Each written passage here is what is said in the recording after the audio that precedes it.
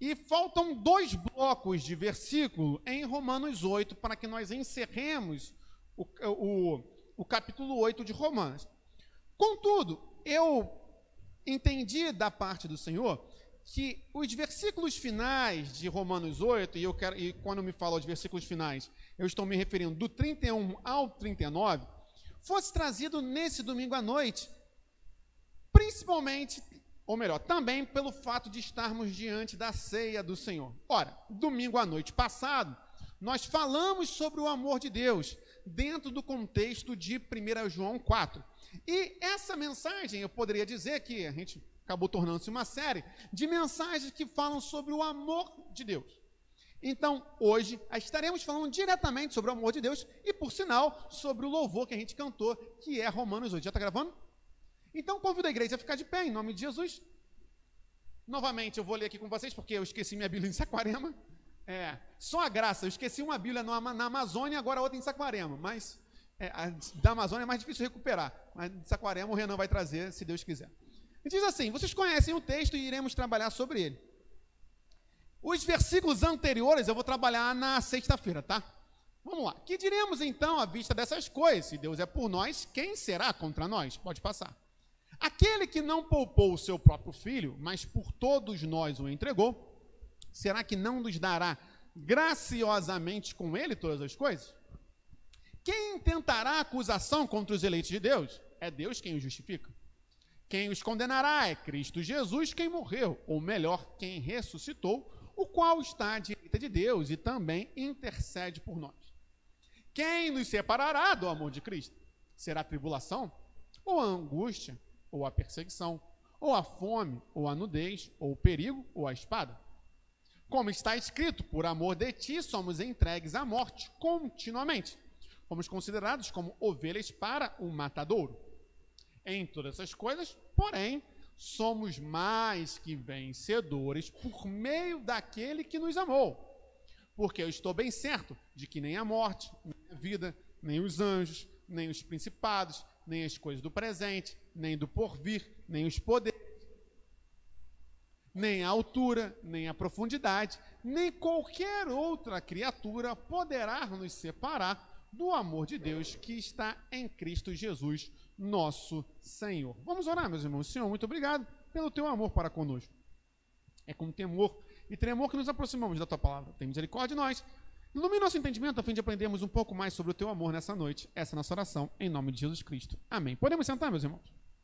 Versículo 31. 31.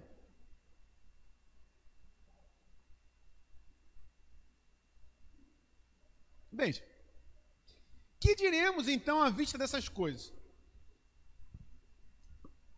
Paulo vai fazer uma série de perguntas para montar uma linha de raciocínio. Ele vai fazer perguntas e ele mesmo responde.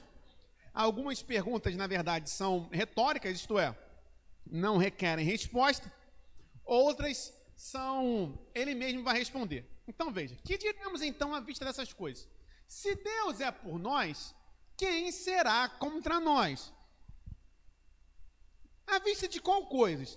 Aqui, Paulo está, nos versículos anteriores, ele faz questão de frisar a segurança da salvação.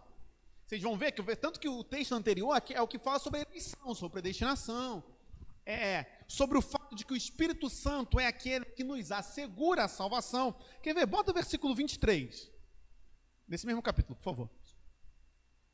E não somente ela está falando da esperança, mas também nós que temos as primícias do Espírito, igualmente gememos em nosso íntimo, aguardando a adoção de filhos, a redenção de nosso corpo. Pode passar. Porque na esperança fomos salvos. Veja, Paulo, ao longo desse capítulo, ele trabalhou a esperança e a certeza, porque fé e esperança não são a mesma coisa, mas ele fala tanto sobre a esperança quanto pela fé, sobre a fé, de que o Espírito Santo é aquele que nos garante que fomos adotados, é o Espírito da adoção. Em suma, o que Paulo está deixando claro é que através do Espírito Santo nós podemos ter certeza da salvação. Pode passar, por favor. Veja, ele está falando sobre esperança, bota o 20, pode passar também. Da mesma maneira, veja, também o Espírito nos ajuda em nossa fraqueza. Então, o que ele está dizendo? Que nós temos o Espírito Santo conosco, que nos ajuda na fraqueza, que nos ajuda a orar. A gente vai falar sobre isso na sexta-feira. Que nos garante a salvação. Então, volta lá para o 31. Eu só fiz um panorama muito rápido, para a gente entender minimamente, quando ele fala assim, que diremos então à vista dessas coisas? De que coisas? Que o Espírito Santo está conosco, nos ajudando em nossa fraqueza, porque não sabemos orar, nos garantindo a salvação e tudo mais. Ora, se o Espírito Santo está conosco, aí vem a segunda pergunta. Logo, se Deus é por nós, quem será contra nós? Essa é uma pergunta retórica. O que significa isso? Pergunta retórica é que não requer uma resposta, porque é óbvio. Se Deus é por nós, quem será contra nós? Ninguém. Se Deus é por nós, ninguém será contra nós. Agora, entenda uma coisa, é que no português soa estranho. Se Deus é por nós, não é condicional. Não é tipo assim, talvez, se Deus for, ninguém será contra nós. Se Deus não for, não é isso. É um afirmativo. O que ele quer dizer com isso? Fica mais fácil se você ler assim, já que Deus é por nós, ninguém será contra nós. É isso que significa o versículo, tá? Então cuidado, porque geralmente a gente usa o se, né, SE, no tipo assim, se chover, eu vou levar o guarda-chuva. Não é isso. Já que Deus é por nós, quem será contra nós? Ninguém. Por quê? Ele está afirmando que Deus é conosco. Deus é por nós. E aí, isso aqui é tão fantástico, porque veja bem, a nossa garantia, meus irmãos, é o próprio Deus. A garantia da nossa vitória, e aqui quando eu falo garantia da nossa vitória, eu estou me referindo à vitória contra o pecado e à vitória no dia do juízo final, tá? Isso também inclui outras vitórias? Também inclui, meus irmãos, mas assim, a Bíblia não nega que nós teremos vitórias na nossa vida, mas a Bíblia, ela se preocupa com a nossa alma. Em última instância, é muito menos importante as minhas vitórias cotidianas do que se eu vou vencer no dia do juízo. Se eu vou poder falar como Paulo, completei a carreira, combati o bom combate e guardei a fé. Então, o que realmente importa é no final. Nada adiantará do que valerá ganhar tudo e perder a alma, né? Louco, Jesus fala, esta noite pedirão a tua alma, o que tens a oferecer. Por sinal, aparente, tem uma banda antiguíssima, Cade Barneia. Vocês lembram de Cade Barneia? Tu lembra, Jean?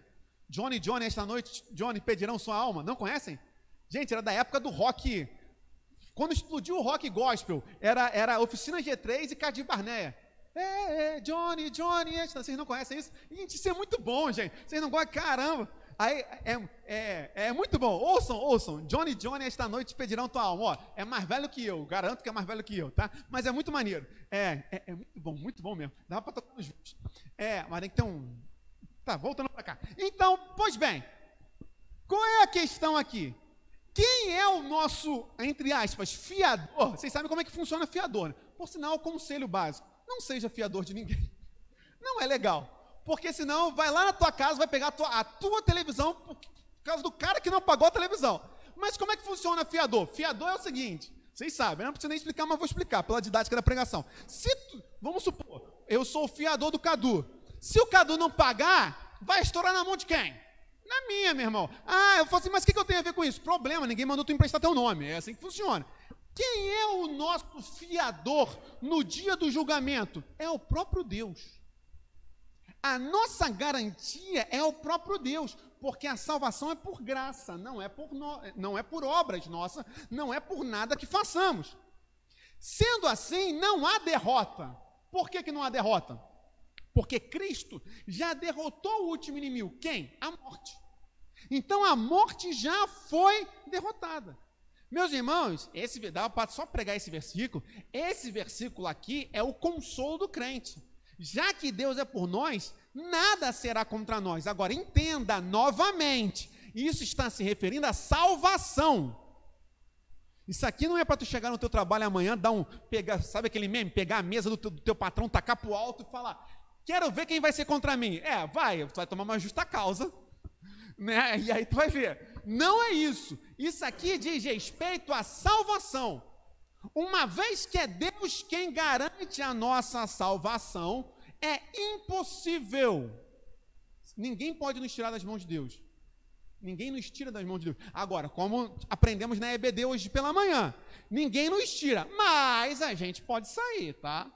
Porque Deus também não é aquele pai dominador que está sufocando o filho aqui para não sair. O filho pródigo está aí para provar isso. A ovelha perdida é a mesma coisa. A dracma perdida é a mesma coisa. Tem como perder porque Deus não está lhe sufocando. Ninguém nos tira. Veja, ninguém será contra. Agora, se eu quiser sair, o problema é meu. Tá? Não acho que Deus vai colocar uma coleira na gente, porque Deus não coloca coleira em nós. Tá? E aí, alguns comentários, como sempre. O Matthew Henry fala o seguinte: ele está em aliança conosco e dessa forma empenhado em nosso favor. Meus irmãos, Deus está empenhado na salvação das nossas almas. Isso é muito amor de Deus.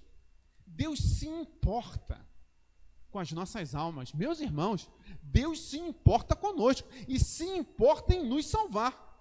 Isso é fantástico. E aí pode passar, por favor, para a gente progredir no raciocínio. Aqui Paulo, ele vai usar de um artifício de argumentação. Qual é?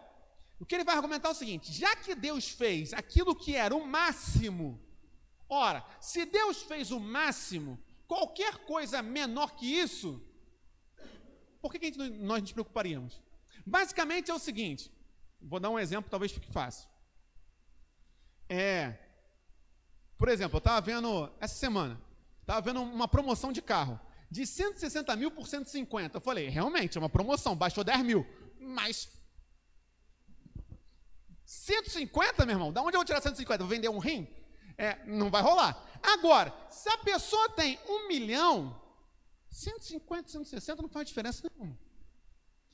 O argumento não é financeiro, mas entenda, aquele que não poupou o seu próprio filho, mas por todos nós o entregou, aí mais uma pergunta retórica: será que não nos dará graciosamente todas as coisas? Isto é, Deus já não fez mais, na verdade, Deus já não fez o impossível, que é dar o próprio filho dele?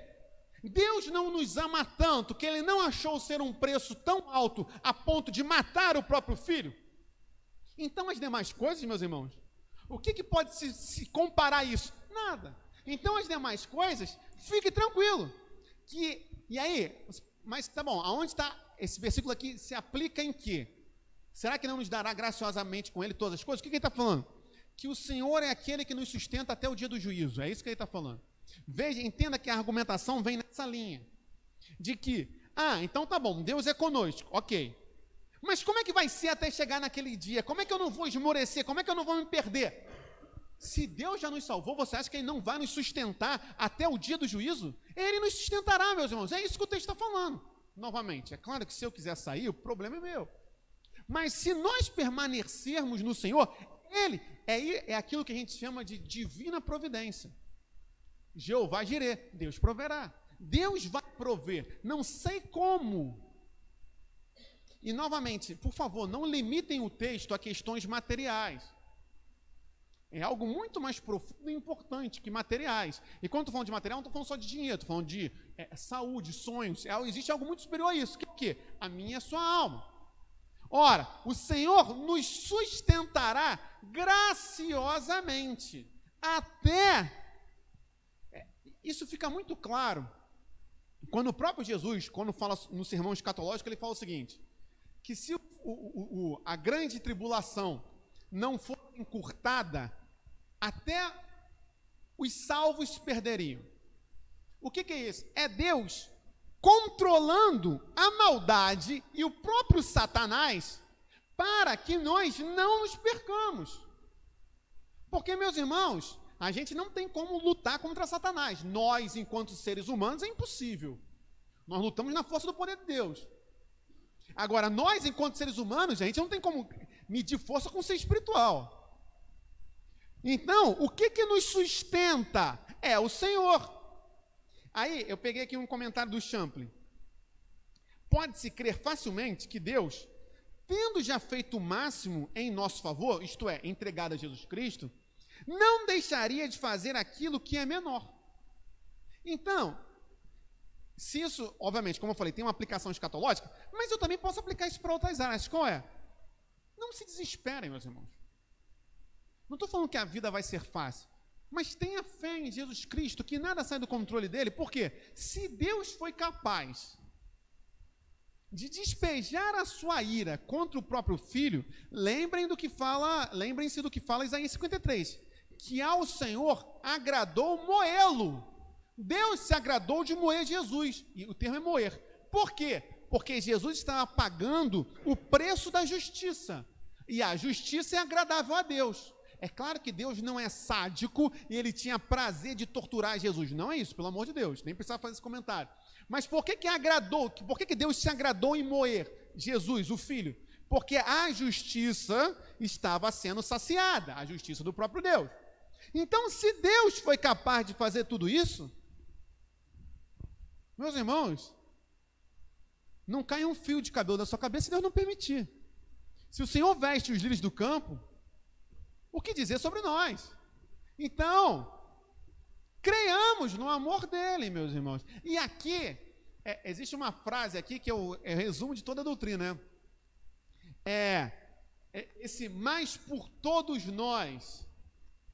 Ou seja, o que é esse mais por todos nós? É Deus por nós. Aqui nós temos o Deus por nós. Meus irmãos, é Deus por nós. Eu sempre tenho muito cuidado, toda a doutrina tem que ser abordada, né? É óbvio que alguns pontos da doutrina, eu particularmente tenho um cuidado maior.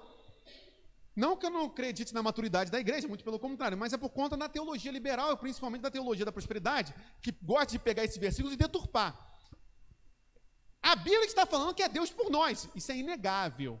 Agora, não vai colocar nisso então de que Deus por nós, então eu vou ganhar uma BMW. Não, tá? Se Deus quiser te dar, glória a Deus. Leva a gente para Saquarema na BMW, né? A gente tem que orar mais. Furou o pneu do Igor, o meu para-choque traseiro quase voou várias vezes, né? A gente parava, o Jean ia lá, dava um soco no carro para prender o para-choque traseiro de novo. Então, assim, se quiser ir de BMW, né? A gente vai ficar muito feliz. Mas é o Deus por nós. Isso aqui é o Evangelho. Deus por nós. E aí, entenda, qual é a real aplicação disso aqui? A real aplicação do Deus por nós é com relação ao pecado, meus irmãos. A gente não tinha como sair do pecado. A gente não tinha como romper a nossa escravidão. Lembre-se que Romanos 6 fala sobre escravidão ao pecado. E o 7 também. Nós não tínhamos como assinar a nossa alforria. A gente estava algemado a Satanás. Mas Deus por nós nos libertou. O paralelo fica muito claro, até porque o paralelo é bíblico, é no Egito. Israel não tinha como se libertar. Por mais que tivesse milhões, não tinha como. Então, o Senhor, por mão forte, o que Israel fez? Nada. O que Israel fez nas pragas? Nada. O que Israel fez na 10ª praga? Na verdade, só pegou o sangue para se proteger. Mas a obra toda, o Deus forte foi quem fez. O Senhor intervém.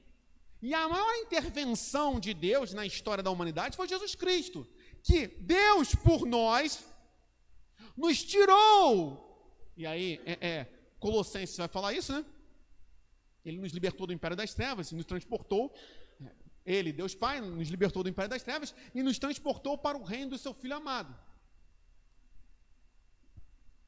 Isso é Deus por nós. E aí, eu peguei mais um comentário aqui do Champlin, que diz o seguinte: esse mesmo amor confere-nos a certeza de que a jornada da nossa alma de volta para Deus, ainda que seja trabalhosa e íngreme, e ainda que apareçam vários empecilhos e retrocessos, em que a ascensão será assinalada por algumas derrotas, contudo, terminará no nosso triunfo final. O que ele está dizendo?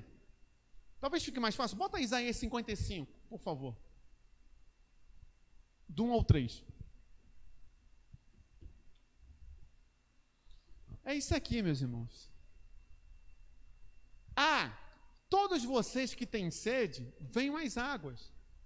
É Deus por nós, é o Senhor nos sustentando até aquele dia. Venham à água. Eu gosto muito desse texto. Eu não vou, obviamente, pregar sobre ele, eu só estou usando como um texto paralelo, mas farei pequenos comentários. E vocês que não têm dinheiro, venham, comprem e comam. Mas aí, olha só, sim, venham e comprem sem dinheiro e sem preço. Como assim? Como eu vou? Porque, olha só, faria sentido talvez, se tivesse falando assim, vocês que não têm dinheiro, venham e peguem. Ok, não tenho dinheiro. Tá, igual a gente estava fazendo evangelismo, o pessoal descobriu, crente é um negócio, né? Teve um pessoal que foi tomar café no meio do evangelismo, mas eu não vou falar quem foi. Mas foi necessário. Mas aí o pessoal descobriu que estavam dando algodão doce numa loja. Aí, meus irmãos, pronto, vocês já sabem então quem descobriu que estavam dando algodão doce na loja. Então foi isso aí. Veja, a loja que estava dando algodão doce venha e pegue. Faz sentido. Você está dando algo, você fala, vem e pegue essa uva. Só que não é o que está falando. Ele está falando o seguinte, vocês não têm dinheiro. Venham e comprem.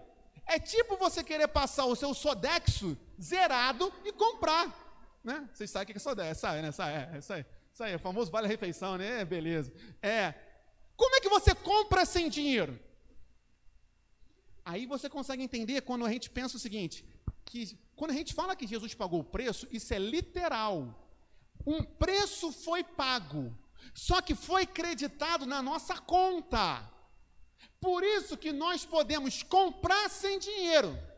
Sem dinheiro porque é graça, porque a gente não tem. Mas por que comprar? Porque um preço foi pago, um preço muito alto. Qual? Jesus. Meus irmãos, isso é o amor de Deus. Por isso que nós podemos comprar sem dinheiro. Isso é fantástico. Primeiro que é lindíssimo a nível poético. Segundo que isso é a nossa garantia. Passa, por favor. E aí, olha só. Por que vocês gastam dinheiro naquilo que não é pão? E o seu suor naquilo que não satisfaz? É claro que isso aqui não é literal. Não é que então só vou pegar pegar meu salário inteiro e comprar um armazém de pão. Não é isso, né? Pelo amor de Deus. O que ele está falando é o seguinte, por que vocês gastam com aquilo que é inútil? Com aquilo que não satisfaz? Ouçam com atenção o que eu digo. Comam o que é bom e vocês irão saborear comidas deliciosas. Pode passar. Deem ouvidos e venham a mim. Escutem e vocês verão. Porque farei, veja, uma aliança eterna com vocês, que consiste nas fiéis misericórdias prometidas a Davi. O que Deus está falando? Essa aliança eterna, meus irmãos, é o que nos sustenta até aquele dia. O Deus por nós. Veja, não é só Deus conosco. Emanuel é Deus conosco. E eu não estou falando que seja pouco, pelo amor de Deus. O que eu estou dizendo é como o Evangelho, ele supera até aquilo que a gente espera. Porque, veja, Deus comigo, glória a Deus, óbvio. Mas Deus por mim, é Deus que está lutando, é Deus que está na frente. A sustentação até o dia do retorno consiste nas fiéis misericórdias prometidas a Davi. E isso continua se cumprindo. Por quê? Lembre-se que Deus fez várias promessas a Davi, mas a principal é que o trono de Davi jamais ficaria vazio e jamais teria fim. Por quê? Porque Jesus, o descendente de Davi, continua a reinar. Meus irmãos, diante da mesa, e hoje a gente falando sobre o amor de Deus, o Senhor nos sustentará. A nós cabe não nos desviarmos. A nós cabe virmos e comprarmos. Aí dá para entender como é que lá no Apocalipse ele fala para a Laodiceia, que aconselho que de mim comprem ouro refinado pelo fogo, a fim de te enriqueceres. Parece não fazer muito sentido, mas faz. Por quê? Como é que eu compro algo para me enriquecer?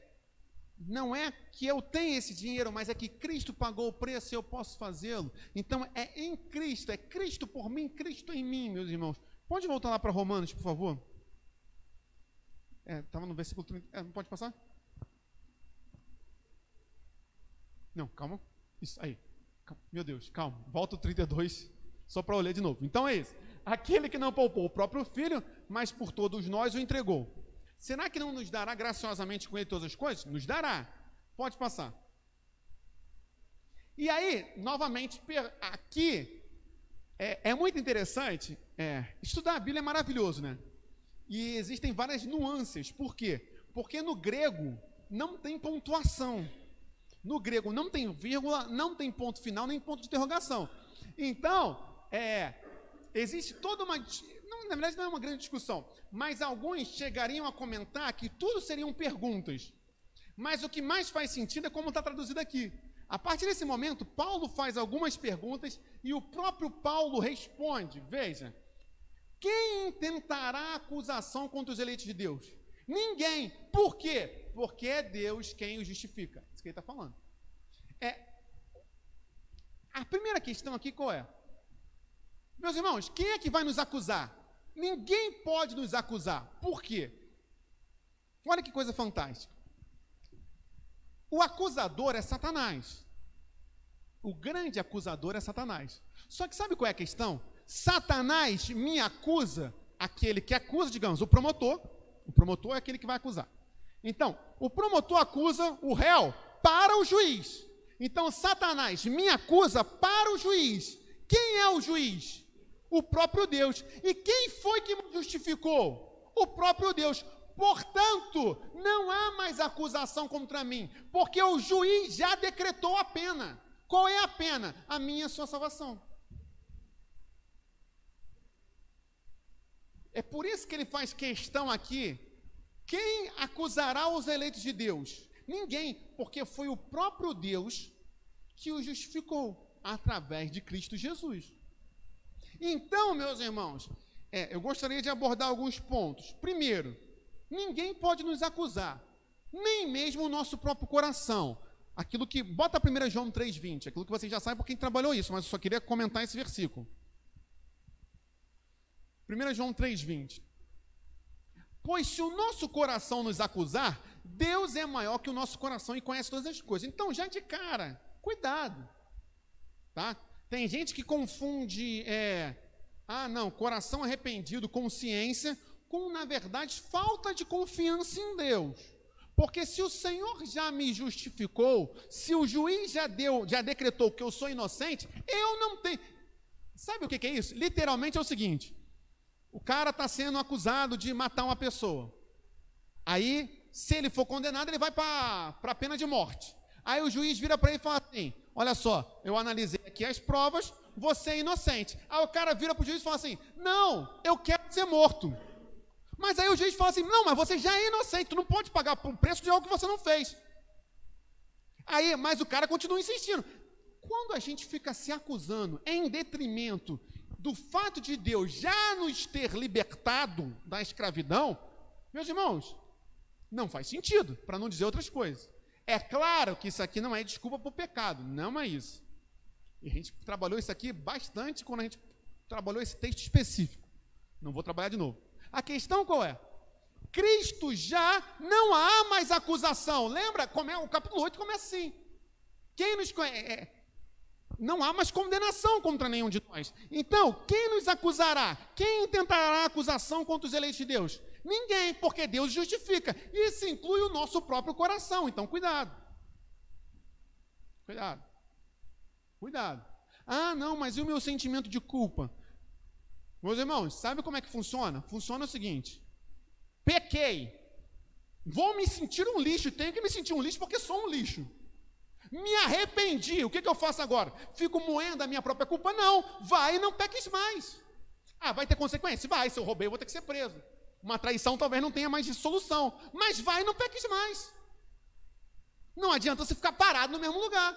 Então, cuidado. Agora, se o meu coração não... Pode voltar lá para Romanos, por favor. O mesmo versículo 33. Se o meu coração não pode me acusar, isso também inclui Satanás. Para de dar ouvido para Satanás. Quer ver uma coisa que é de uma ignorância, com todo respeito, gigantesca, é o seguinte. Manifestou um demônio. Aí, primeiro que já está errado para fazer entrevista com o demônio. Não sei de onde a pessoa tira que é para fazer entrevista com o demônio. Mas tudo bem. Aí o cara vai lá para orar. O demônio começa a acusar ele. E às vezes está falando até coisa verdadeira. E a pessoa aceita. Sim. Eu acho que eu vou corrigir o que eu acabei de falar.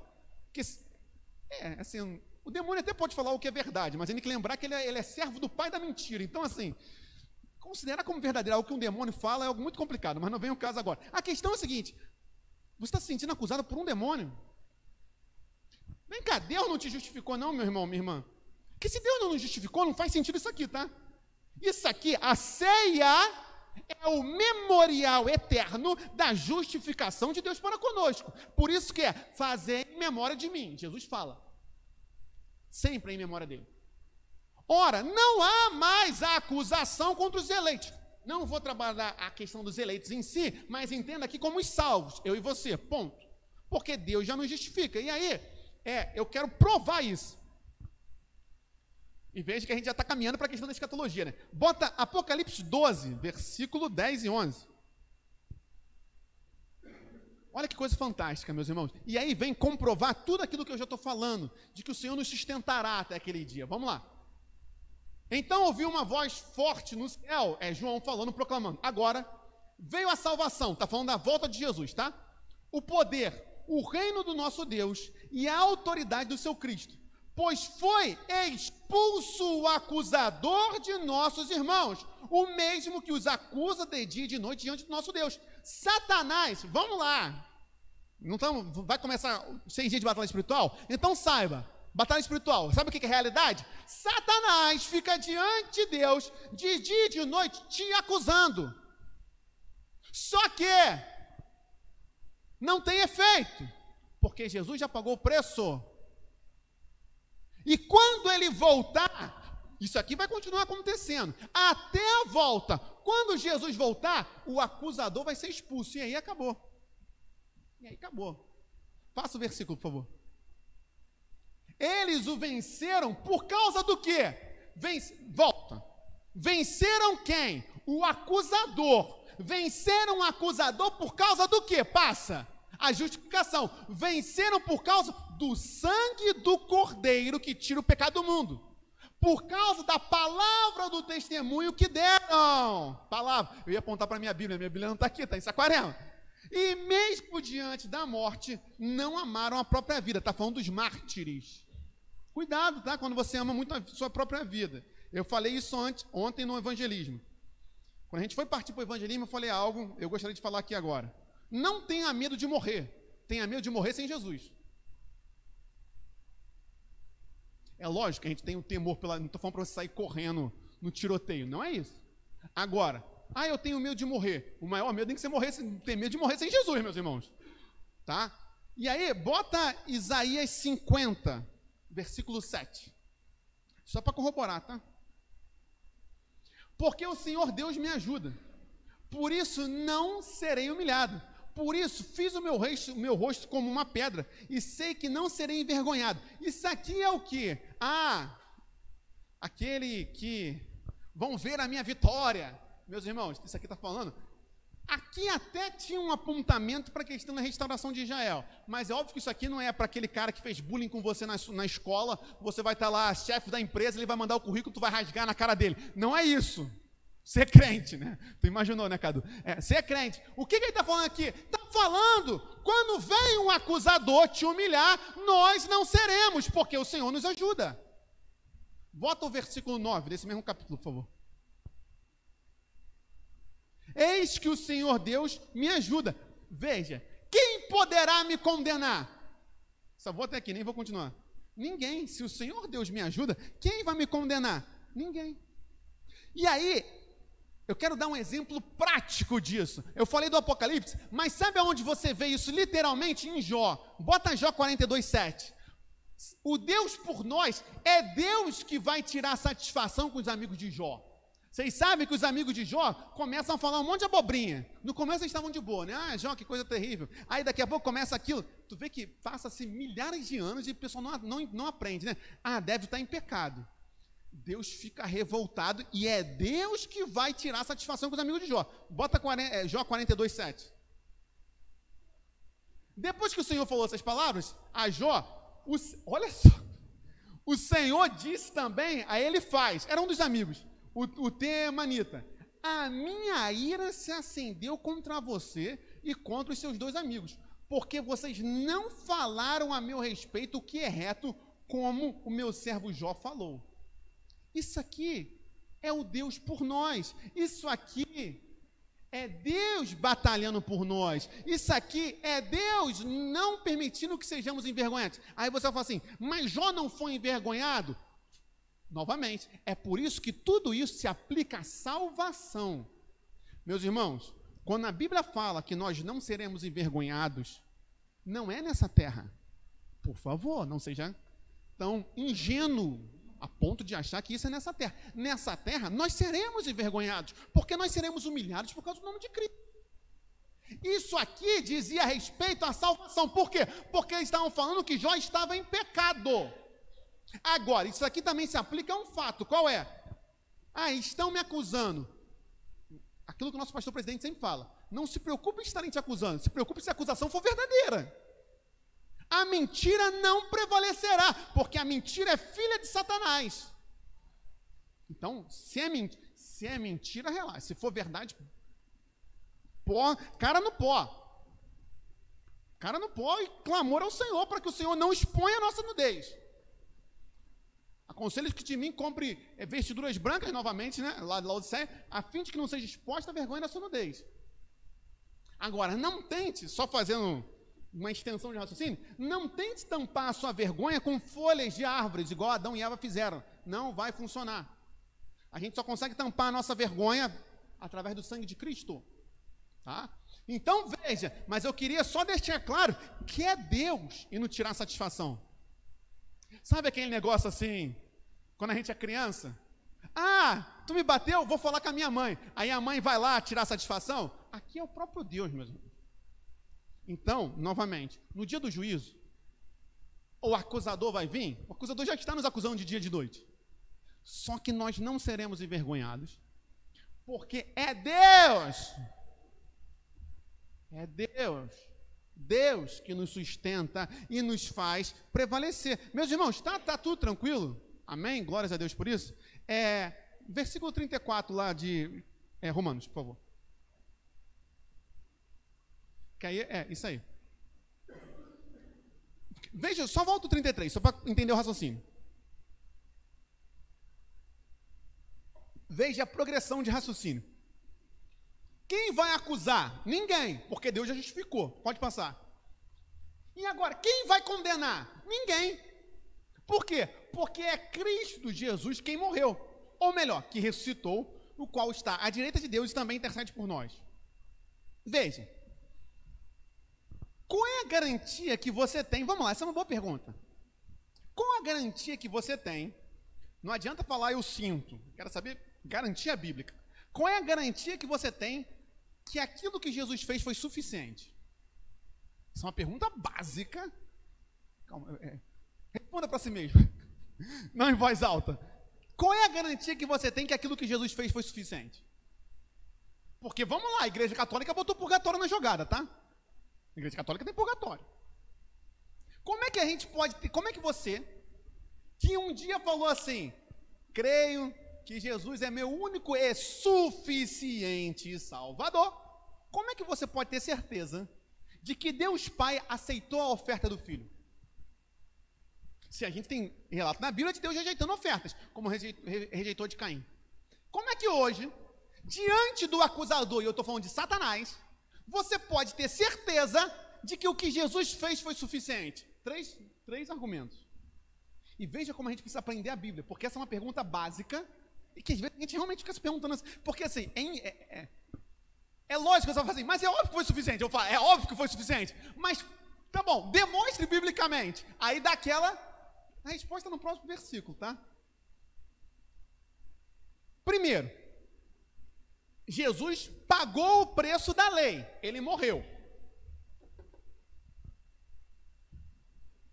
Mas Jesus venceu a morte, porque veja, morreu, ou melhor, quem ressuscitou. Ora, se ele venceu a morte, porque veja, Jesus poderia ter morrido, mas não ressuscitado. Ele teria pago o preço? Teria pago, mas teria sido vencido. Jesus não, ele pagou o preço, mas não foi derrotado. Ele venceu a morte. Então, como é que eu posso ter a garantia de que o que Jesus fez foi suficiente? Primeiro, o salário, o preço... Parênteses, eu vi uma aberração esses dias, é porque eu acabei de lembrar disso. que a pessoa falava assim, não sei quem é, não sei qual é a denominação, não sei qual é a igreja, mas a pessoa fala assim, se até o pecado tem salário, por que eu não posso ter um lance assim? Eu falei, tem coisa que eu preferia ter desouvido, né? Nem existe essa palavra, mas nunca ter ouvido. Mas, pois bem, voltando para cá. Aí, não, mas assim, analisar tudo e reter o que é bom. É bom que ensina a melhorar a didática. Então, quando a gente fala que Jesus pagou o salário do pecado, é porque a pena do pecado, isto é, havia um salário, um pagamento para quem pecasse, a morte. Jesus pagou, ou melhor, recebeu esse salário, essa conta negativa, tá? Esse débito. Jesus morreu. A lei exigia a morte. Jesus pagou. Ponto. Então, a lei está saciada. Esse é um primeiro argumento. Segundo, Jesus não continuou morto. Então, ele pagou o preço, ele enfrentou a morte, mas venceu. Porque, veja, de vez em quando aparece um maluco aí falando assim, vou morrer por vocês. Você vê em outras religiões a pessoa morrendo. Legal, verdade. Mas nunca houve nem haverá alguém que ressuscitou Essa é a grande diferença. Morrer por alguém, por alguma coisa, é grande coisa? Mas loucos, e loucos não estou falando de doença, estou falando loucos de heresia, hereges também morrem por alguém, por alguma coisa, por uma ideia. E às vezes nem precisa ser heresia. No sentido que nem precisa ser uma questão religiosa. As pessoas morrem pelo seu país, as pessoas... Vocês sabem. Mas só houve um que ressuscitou. Então, veja, Jesus morreu e ressuscitou. Mas, ok. Mas vamos lá. Cadê a prova derradeira de que Deus Pai aceitou o sacrifício de Cristo e foi suficiente? Está aqui. Jesus está à direita de Deus. Jesus está reinando com Deus. Ora, se Deus tivesse rejeitado a oferta de Jesus, Jesus não estava no trono à direita de Deus Pai, né? Fácil. O fato de que Jesus está à direita de Deus Pai, vocês sabem que assentado à direita é o local de maior glória. O fato de Jesus estar à direita de Deus Pai, diz a Sagrada Escritura, né, que o estrado dos seus pés são os seus inimigos, isto é, Jesus repousa com os pés em cima dos inimigos derrotados, demonstra, sem nenhuma dúvida, que a oferta foi aceita e que Deus Pai aceitou a oferta, por isso que o Filho está à direita do Pai. Então, você não precisa ter medo. Você pode ter certeza absoluta de que a oferta foi aceita. Tanto é que ele não só está à direita, como o próprio Pai ouve a intercessão dele para conosco. Parênteses, é por isso que não faz nenhum sentido você pedir intercessão para santo.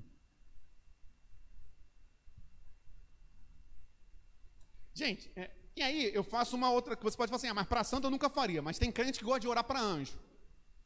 Tá? Até porque o adventismo trabalha a questão do anjo da guarda, tá? O adventismo defende essa doutrina, que não é uma doutrina bíblica. Mas o Senhor não dará ordens aos seus anjos para que nos guarde? Sim, mas entenda, é só raciocinar. Vamos supor que você precisa resolver um problema militar. E aí você é amigo do soldado. Mas você é amigo do soldado e amigo do general. Tu vai ficar falando com o soldado? Se tu pode com um cara que resolve? Se você tem o próprio Deus Filho intercedendo por nós, para que eu vou pedir ajuda para Maria? Ponto número 1. E se eu tenho aquele que criou os anjos comigo e em mim, para que eu vou ficar pedindo ajuda para o arcanjo Miguel? É algo meio, no mínimo, ilógico. Para ser suave, porque eu voltei de Saquarema, estou tranquilo, conquanto foi muito cansativo esse último final de semana, foi bastante cansativo. Meus irmãos, muita história para contar dessa nossa ida. Só para deixar claro, a gente foi para Saquarema, a gente saiu aqui 10 da manhã, fomos chegar lá uma hora, né? A gente gastou umas 3 horas, que a gente pegou um engarrafamento gigantesco. Aí a gente almoçou o nosso macarrão, fomos fazer evangelismo, voltamos, só a graça. Eu com segurança em primeiro lugar, né? Eu com um botijão de gás na minha mala. Falei, não tem problema não, qualquer coisa, começa a pegar fogo aqui, quando eu vejo, já estou na carruagem de fogo, né? Lá com Elias subindo, né? Glorioso Deus. Mas não explodiu não, Deus é bom sempre. Aí quando a gente estava voltando, né? Aí o irmão Marcelo estava lá, né? Aquele coronel do Corpo de Bombeiro. Aí o Igor falou assim, guarda aí o botijão antes que ele veja. Eu falei, meu irmão, vamos guardar logo. Se o coronel Marcelo ver a gente com esse botijão aqui na mala, não vai rolar não. Então, né? Mas eu tinha que trazer o botijão de volta para a igreja. Tá aí o botijão, glória a Deus, estamos vivos. Mas, voltando, meus irmãos, a NVI, a Bíblia de Nova Versão Internacional, comenta o seguinte: 3 razões são apresentadas para ninguém condenar os eleitos de Deus. 1, Cristo morreu por nós. Jesus quem morreu. 2, está vivo e assentado à direita de Deus, em posição de poder. É o que está aqui. 3, está intercedendo por nós. Eu prefiro dividir aqui em 4. Prefiro botar Jesus morreu, ressuscitou, está à direita em um quarto. Mas também pode dividir em 3, não tem problema nenhum. Então, meus irmãos, aí eu vou ler um comentário que eu fiz. Temos aqui toda a demonstração de que a obra de Jesus foi completa, que ele é suficiente para tudo o que precisamos. Jesus morreu por nós, mas como podemos saber que a oferta foi aceita pelo Pai? Que o sacrifício foi suficiente, que não precisamos fazer mais nada ou pagar algum preço? Simples, pois Jesus já está sentado à direita do Pai. E não só isso, ele ressuscitou, ou seja, venceu a dívida da morte. Se ele ressuscitou, nós podemos ter confiança que se morremos junto com ele na cruz, um dia nele também ressuscitaremos. E é por isso que a gente ceia. O memorial eterno. O pão não vira corpo, não vira carne, e o suco não vira sangue. A gente pode até, se alguém quiser perguntar isso, perguntem, que eu só respondo perguntas agora que estão na caixinha.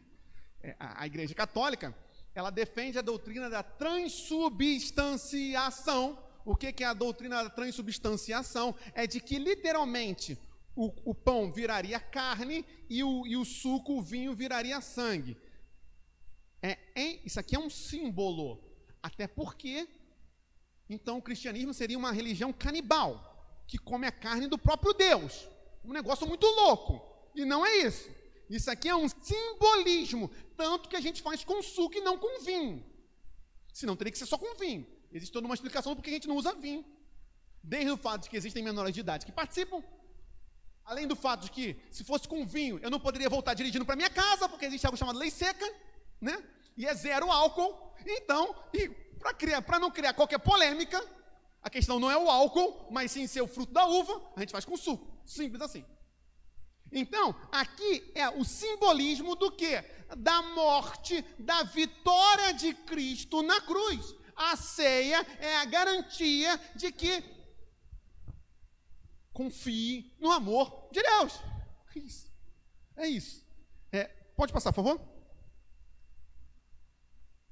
E aí, como a gente cantou, é muito interessante, porque você pode pensar assim, né? Mas por que ele está citando essas coisas? Por que ele está citando essas coisas? Porque Paulo passou por tudo isso. Então, isso aqui é muito interessante. Paulo, ele não está falando de algo que ele não sabe. Paulo está falando o seguinte: Paulo foi atribulado, passou por angústia, foi perseguido, teve fome, ficou nu, foi chicoteado, passou por naufrágio, foi picado por... Vocês sabem o que aconteceu com a cobra, né? Paulo passa o naufrágio, vai morrer todo mundo. Vai morrer todo mundo e tal, não sei o quê. Aí eles se salvam. Aí Paulo fala assim, para de encher o saco aí, não sei o que, não falou para de encher o saco assim, entendeu? A gente vai sobreviver. Aí eles param lá na ilha, aí falam, caramba, Paulo é um homem de Deus. Sobreviver. Aí veio uma cobra, picou Paulo. Aí, né, cobra picando, o pessoal já pensou o quê? É o Bezebu. Aí Paulo pega a mão, sacode em cima da fogueira e não acontece nada. Aí o nego fica doido mesmo. Fala, caramba, o cara que não é morto pela picada de cobra é do diabo ou de Deus? Né? Que o pessoal gosta de inventar umas paradas muito loucas. Desde essa época já inventava. Paulo passou por isso tudo. Então ele tem muita propriedade para falar. E isso aqui é muito interessante. Eu não tinha reparado. Vocês sabem que quando eu prego para vocês, eu também estou pregando para mim. Então tem coisas que eu só percebo na hora. Que eu não tinha percebido isso agora. A espada, por quê? Porque Paulo morreu como? Como é que se decapitava as pessoas? Não era guilhotina, era na espada, tá? Paulo morreu decapitado na espada. E veja, ele já quase que profetizava, não posso afirmar isso, mas que nem a espada que arrancou a cabeça de Paulo. Os romanos matavam de duas formas, ou cortava a cabeça, ou então se enfiava a espada aqui, né, nessa angulação, que aí você entra aqui pela clavícula, nessa angulação aqui, direita para esquerda, vai tocar no coração, né, você faz esse movimento assim, aí bate direto no coração, mata a pessoa, né, então às vezes ele enfiava por aqui, assim, entendeu? Eu fiz até sonoplastia, entendeu? Você gostou, Melina, dessa sonoplastia? Já fiz muita sonoplastia, foi mais ou menos, né? Já fiz muita sonoplastia para a igreja, tá? Aqui a gente faz de tudo. Então isso aí, coitadinha da Melina, acontece. Bota Efésios 3, 17, porque é a mesma coisa que Paulo vai falar.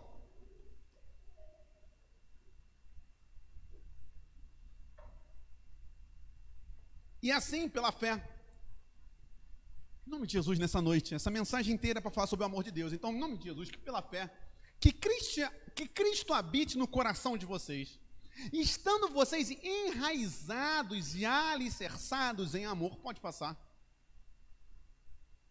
Isto para que, como todos os santos, vocês possam compreender qual é a largura, o comprimento, a altura, a profundidade, pode passar, e conhecer o amor de Cristo que excede todo entendimento, para que vocês fiquem cheios de toda a plenitude de Deus.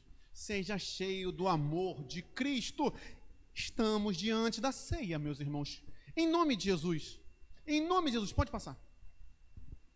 Ora, aquele que é poderoso para fazer infinitamente mais do que tudo o que pedimos ou pensamos, conforme o seu poder que opera em nós. Ele guardará a ele, amém, tá bom, eu leio. A ele seja a glória na igreja e em Cristo Jesus por todas as gerações, para todo sempre, amém. Ele é fiel, aquele que começou a boa obra, ele é fiel para guardar nosso tesouro até aquele dia, meus irmãos. Confie no amor de Deus, confie no amor de Deus. Pode voltar para Romanos, por favor. 35, bota 35, por favor. Só queria... A Bíblia não nega que passaremos por tribulações. A Bíblia não nega que passaremos por angústias, meus irmãos. Perseguição, muito pelo contrário, a Bíblia garante que passaremos por perseguição. Nem por fome. Aí você pode falar assim, mas meio paradoxal, a Bíblia não diz que o justo não mendigará o pão. É verdade, porque Deus há de prover, mas não significa que no campo missionário às vezes a gente não vai passar fome. Cuidado, para a gente não embolar. Talvez a gente vai passar nudez, e é difícil passar nudez, desde a nudez física, mas é a vergonha, né, meus irmãos? É difícil ser envergonhado publicamente. É difícil pra caramba. Passar o perigo. E aqui a espada está falando sobre literalmente a violência, porque o perigo pode vir por uma tempestade e tudo mais, um fenômeno da natureza, mas aqui também a violência dos homens. Meus irmãos, quem vai nos separar desse amor? Quem vai nos separar desse amor, meus irmãos? Que venceu todas essas coisas. Meus irmãos, Jesus foi homem de dores e que sabe o que é padecer. Ele foi atribulado, ele foi angustiado, minha alma está profundamente triste até a morte. Jesus passou perseguição. Aí você fala assim, mas Jesus passou fome? Na cruz ele não falou, tenho sede. Ele não estava nu na cruz. Não passou perigo. Espada literal. Primeiro que o soldado enfiou a lança. Segundo que Pedro, no lado de Jesus, cortou-lhe a orelha do outro. Jesus venceu todas essas coisas. Por amor a você. Pode passar, por favor. Como está escrito, aqui ele está fazendo uma citação do Salmo 44. Não precisa botar, mas o Salmo 44, versículo 22 diz: por amor de ti somos entregues à morte continuamente, fomos considerados como ovelhas para o matador. Veja, você pode falar o seguinte, volta o versículo. Ele acabou de falar que ninguém nos separará do amor de Cristo, aí passa. Agora ele está falando que nós fomos entregues à morte continuamente, por quê? O que ele está falando? Que nem a morte pode nos separar, mas ele não está falando que não passaremos pela morte, nós vamos passar pela morte. E aí, eu vi um comentário, eu acho que foi do Champlin, que eu achei muito interessante, sobre a questão da morte da ovelha, porque, veja bem, você não mata uma ovelha para se proteger. Ninguém oh, meu Deus, está vindo a ovelha correndo, vamos sair daqui. Não. Por que você mata uma ovelha? Eu não tinha parado para pensar também isso. Porque é lucrativo a morte da ovelha. Porque você lucra com a lã. Então veja, é lucrativa a nossa morte para o mal. Satanás não apenas quer nos matar porque nós somos um risco. Nós somos um risco enquanto pregadores do evangelho. Mas porque para ele é lucro nos matar. Só que em Cristo a gente aprende que o quê? Que o viver é Cristo e o morrer é lucro. Meus irmãos, muitas coisas poderiam ser ditas aqui, mas eu vou me ater a uma. Qual? Não acredite em evangelho que não prega a morte, tá? Não acredite em evangelho que fala agora vai ser tudo fácil. Isso aí não é evangelho. Por amor de ti somos entregues à morte uma vez, duas, continuamente. Então é algo contínuo. E aqui não é morte porque estamos matando o nosso pecado. Não, é morte de quererem nos matar mesmo. Aqui está no contexto de perseguição. Fomos considerados como ovelhas para o matador. Vê se pode passar, está acabando. Contudo, porém, em todas essas coisas, isso inclui entregues à morte continuamente, somos mais que vencedores por meio daquele que nos amou. E aí, olha que coisa fantástica, por isso que cuidado com o versículo solto. Ao falar de que diante da morte nós somos mais que vencedores, eu estou dizendo que Deus nos livrará da morte? Não. Eu estou dizendo que ainda que sejamos mortos, somos mais que vencedores. O que passou? Volta, por favor. Somos mais que vencedores. Por quê? O que é mais do que vencer a morte? Não é não atravessar a morte, é ressuscitar com Cristo. O Evangelho não promete que você não vai ser morto.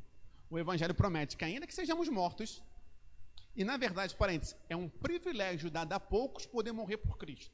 É uma honra poder morrer por Cristo.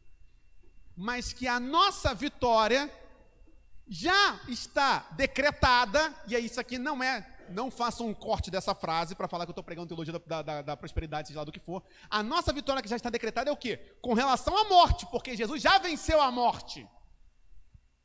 Por isso que é por meio daquele que nos amou. E em todas essas coisas, em todas as tribulações, nós somos mais que vencedores. Aquele que nos amou refere-se à vitória de Jesus na cruz. E aí eu até botei isso. É por isso que dá para entender o quê? Por que todas as coisas cooperam para o bem daqueles que amam a Deus? Porque todas as coisas cooperam para a nossa salvação. Eu vou pregar sobre isso na sexta-feira. É nesse contexto, tá? E aí, só para corroborar algumas coisas. Apocalipse 12, 11, a gente até já leu, mas pode botar de novo, só para corroborar. Por favor. Eles o venceram por causa do sangue do Cordeiro, então vencemos. Mesmo diante da morte, não amaram a própria vida. Veja que aqui, mais do que vencedor, é ser capaz de abrir mão da própria vida. Mas bota 1 Coríntios 15, 55 a 57.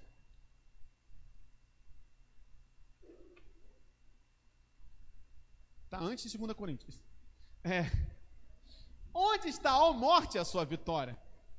Onde está, ó morte, seu aguilhão? O seu aguilhão é a sua arma, né? Pode passar, por favor.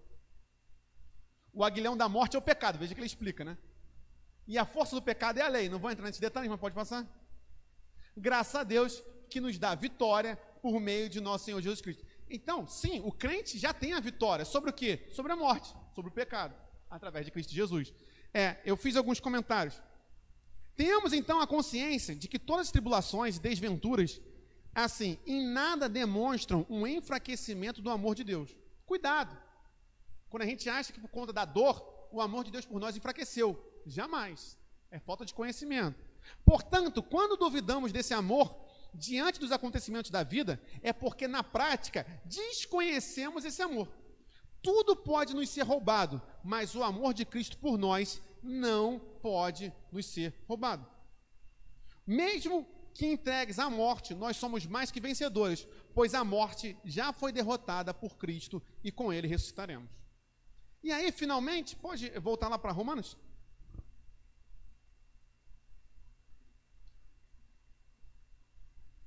Isso. Pode passar? Por favor, pode passar. Porque estou bem certo de que é interessante que aqui ele vai abarcar todos os aspectos da vida. Primeiro, nem a morte. Por quê? Já foi derrotado. Mas tem gente que está se perdendo aonde? Aqui, ó. Na vida. Nem a vida, meus irmãos. Nem a vida pode nos separar do amor de Deus. Quer seja uma vida fácil, quer seja uma vida difícil. Tem gente que se distancia porque está muito feliz. Tem gente que se distancia porque está muito triste. Mas veja, nem os anjos. E aqui não está falando de demônio, está falando de anjo, tá? Por quê? Esse papo de anjo trazendo revelação, meus irmãos, por favor, não estou falando que um anjo não possa trazer uma mensagem. Conquanto, né? Ok. Nem os anjos, mas nem os principados, nem demônio, meus irmãos, nem Satanás, nem o inferno, mas também nem as questões temporais do tempo. Porque nem as coisas do presente, nem do porvir. Veja, nem as questões temporais. Que coisas temporais? O seu passado, a sua ansiedade, a sua história de vida desgraçada. Nem isso.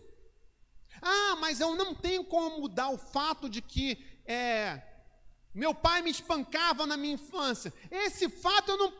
Ok, esse fato em si ele não vai ser mudado. Só que existe algo muito superior, que é o amor de Deus.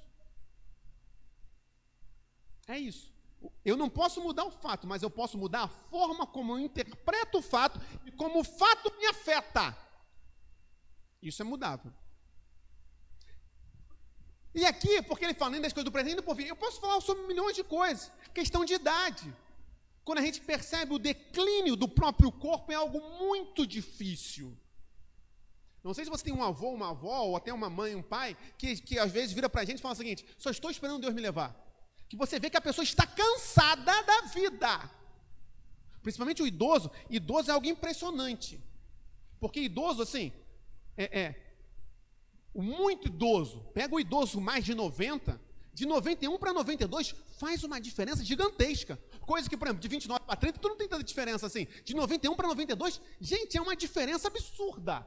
E talvez a gente já esteja sentindo o cansaço da existência. Mas nem isso. E aí, nem os poderes. Pode passar, por favor. Que poderes que ele está se referindo? Está falando do poder temporal. Agora, temporal no sentido de tempo, mas o poder físico, as autoridades, os poderes humanos. Bem como nem altura nem profundidade, até porque se eu vou para o mais alto pico, Deus está lá. Se eu vou para o mais profundo abismo, Deus também está lá. Jonas vai descobrir isso literalmente. E vai declarar que do Senhor vem a salvação. E aí, ele faz um resumo. Nem qualquer outra criatura poderá. Nada pode nos separar do amor de Deus que está em Cristo Jesus, nosso Senhor. Meus irmãos, diante da ceia, a gente vai ceiar.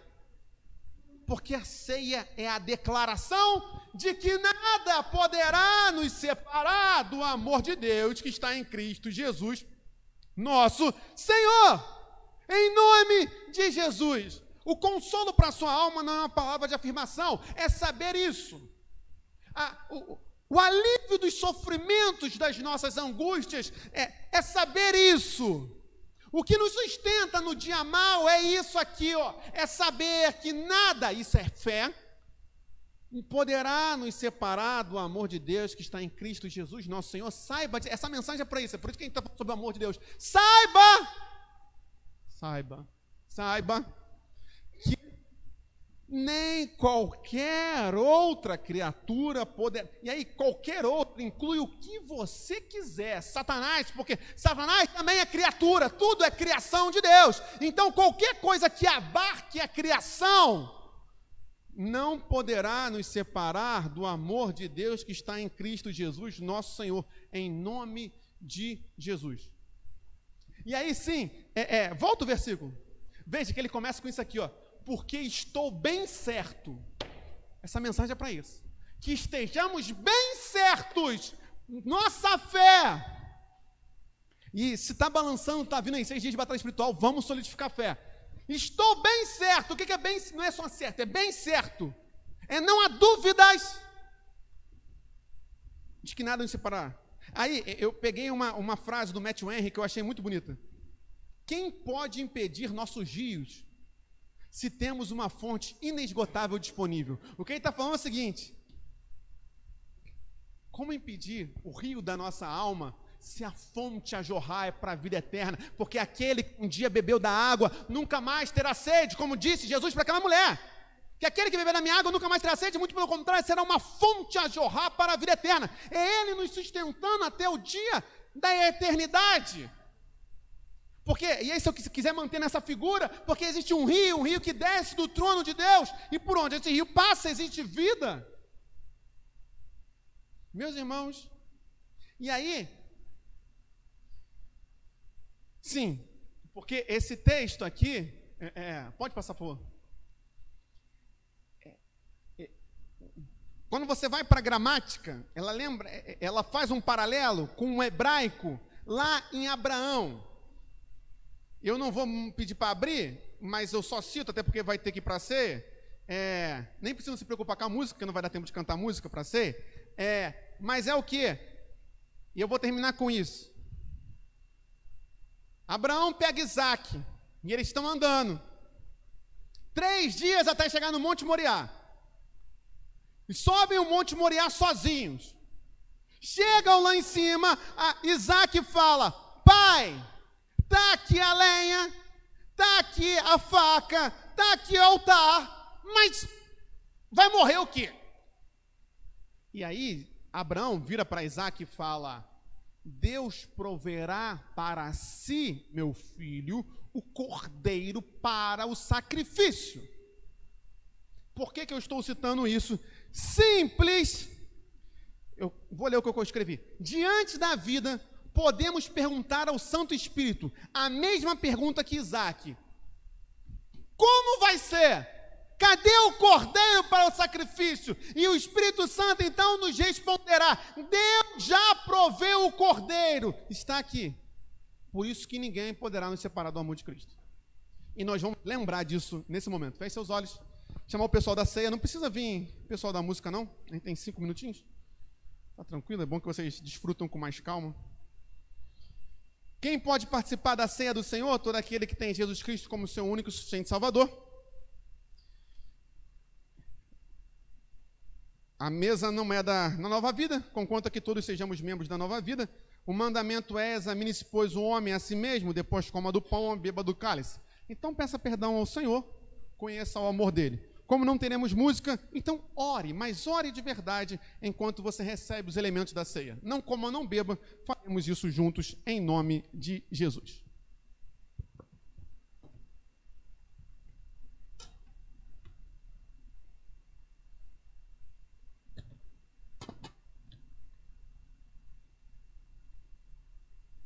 Podemos fazer o serviço, pegue o cálice, pegue o pão. Mas vai orando. Vamos fazer um grande momento de oração, meus irmãos.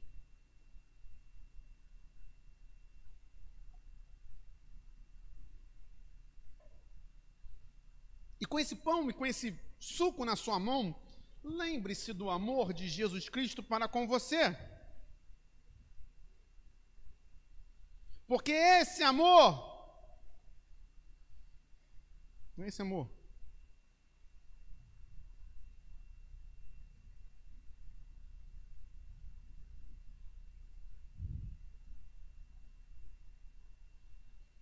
que Deus é bom.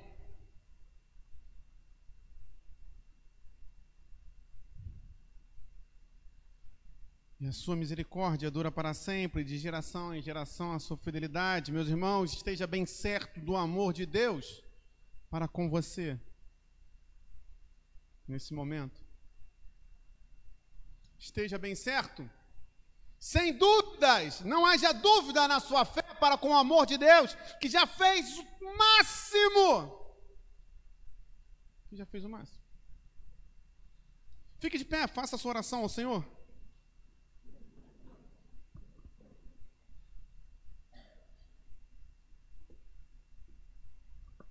Fale com o Senhor. Eu gostaria que agora que nós orássemos, desfrute do amor de Deus agora. Desfrute do amor de Deus. Sabe quando você está com aquela pessoa que você gosta muito, ela te abraça e te dá uma paz? Então, é Deus, é o seu Pai que está aí com você, não é qualquer um. Desfrute desse amor.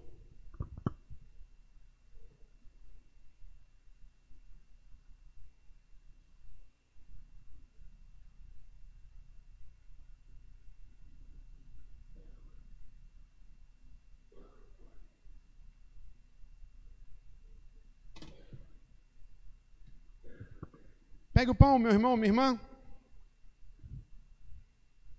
A palavra do Senhor diz assim: porque eu recebi do Senhor o que também lhes entreguei. Que o Senhor Jesus, na noite que foi traído, pegou um pão. E tendo dado graças, o partiu e disse: isto é o meu corpo que é dado por vocês. Façam isso em memória de mim. Senhor, nós queremos pedir perdão pelos nossos pecados, em primeiro lugar, através de Jesus Cristo. Nos humilhamos diante de Ti, Deus, e confessamos o Teu amor para conosco. Louvado seja o Teu nome, Senhor, pelo Teu corpo naquela cruz que nos garante vida nessa noite. Vamos repetir todos. Nós comemos em o nome do Pai, em nome do Filho, em nome do Espírito Santo de Deus. Comamos todos em memória de Cristo.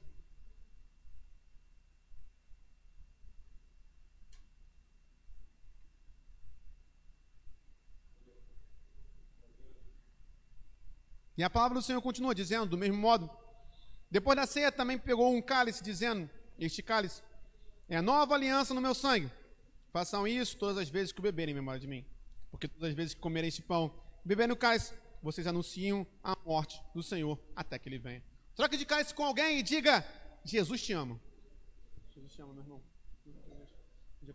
Jesus te ama. E é por esse amor que estamos aqui. Por esse amor subsistimos.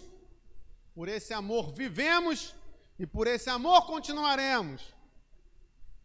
É por causa dele. Tão somente por causa dele. A ele seja a glória. Por esse amor. É por esse amor. Jesus ama cada um de vocês, meus irmãos, minhas irmãs. Jamais duvido disso. Jesus te ama, Alessandro. Em nome de Jesus. Jesus te ama, irmã. Em nome de Jesus. Jesus te ama. Em nome de Jesus. É o amor dele. É o amor dele. Jesus te ama. Em nome de Jesus. E somente o amor dele. A ele a glória eternamente. Amém. Pode trocar de cara, se eu vou orando. Senhor, nós queremos te agradecer e te exaltar pelo teu amor para conosco. O teu amor que nos purifica de todo pecado, o teu amor que nos salva. O teu amor que nos trouxe até aqui, Deus, que possamos ter a plena convicção e consciência do teu amor. E esse cálice que se encontra agora nas nossas mãos, Senhor, é a prova do teu amor para conosco. Louvado seja o teu nome. Vamos repetir todos, nós bebemos. Em o nome do Pai, em o nome do Filho, em nome do Espírito Santo de Deus, bebamos todos em memória de Cristo. Deus seja louvado. Eu vou estar orando para encerrar o culto, em seguida nossos irmãos vão estar recolhendo os cálices, por conta já do tardar da hora. Senhor, muito obrigado por mais um culto, Deus. Muito obrigado pela inauguração da INV de Deus em Saquarema. Tem misericórdia daquela cidade, daquela igreja, Deus. Mas também tem misericórdia de nós, de Madureira, esse bairro que chora e sofre. Que o teu amor possa inundar, Deus, porque somente o teu amor para mudar Madureira e os nossos corações. Tem misericórdia de nós. Nos leve em paz para os nossos lares, Senhor, e nós já entregamos nas tuas mãos esses 6 dias de batalha espiritual. Que seja feita conforme a tua vontade, cheio do teu amor, Deus. Muito obrigado. Nos traga em paz novamente, de acordo com a tua vontade, na terça-feira, a fim de batalharmos espiritualmente, Senhor. Tem misericórdia de nós. Abençoe todos aqueles que agora, nesse momento, não estão bem de saúde, Deus, nossos irmãos e irmãs. Que o Senhor possa ter misericórdia deles. Tem misericórdia daqueles que se encontram na rua nesse momento, Deus. Traga em paz, Senhor, o presbítero Moisés, o Renan, a diaconisa Daiane, que vão estar voltando de Saquarema. Que o Senhor seja com eles. Essa é a nossa oração, em nome de Jesus. Mão no seu coração, meu irmão, minha irmã, que a graça do Senhor Jesus, o amor de Deus o Pai e as duas consolações do Espírito Santo de Deus, seja sobre você e sua família, hoje para todo sempre. Todos digam amém. Deus abençoe. Está encerrado esse culto. Não levem o cálice, nem o...